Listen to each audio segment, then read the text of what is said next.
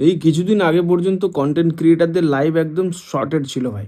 যে ক্ষমতায় আছে তার চেঁটে যাও, যে ক্ষমতায় নেই তার কেটে যাও, একদম সেটে মারো, একদম কোনো প্রবলেম নেই। যে ক্ষমতায় আছে সে গুরুদেব যখন, আমার কি প্রবলেম? কিন্তু এখন ওই সেম জায়গাতে প্রবলেম হচ্ছে। আজকে যাকে বিরোধী বলে বা হেরে যাওয়া দলের সদস্য বলে, লিডার বলে বা যাই হোক, সাপোর্টার বলে, যে ও ফালতু বিভিন্ন রকম গালিগালাজ দিয়ে ভিডিও ভিডিও বানাচ্ছে সবাই, কালকে ওই পার্টিকুলার ব্যক্তি হঠাৎ করে ক্ষমতায় থাকা দলে এসে যোগদান করে দিল।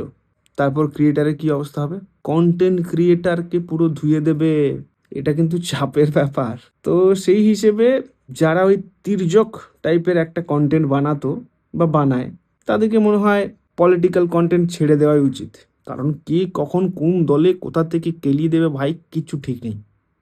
তার থেকে ঠিক আছে, গাছে পাতা, ডাস্টার, ল্যাপটপ, আইফোন, মাছ ভাত, পাড়ার কাকিমা, মেট্রোতে মেশো, অফিস গসিপস, এইসব নিয়ে হোক কন্টেন্ট, এগুলোও তো ফানি।